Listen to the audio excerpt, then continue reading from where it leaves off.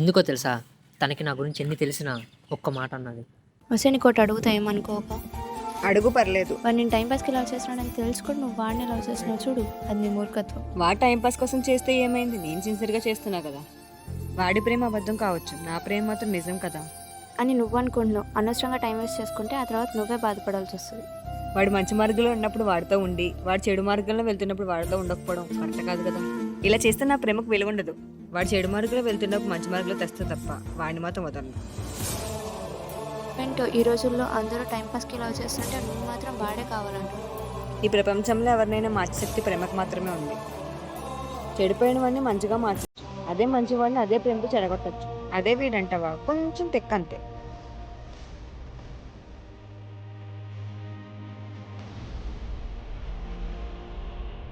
వాడు మారుతాడో లేదో కానీ నువ్వు మాత్రం మారనంటున్నావు.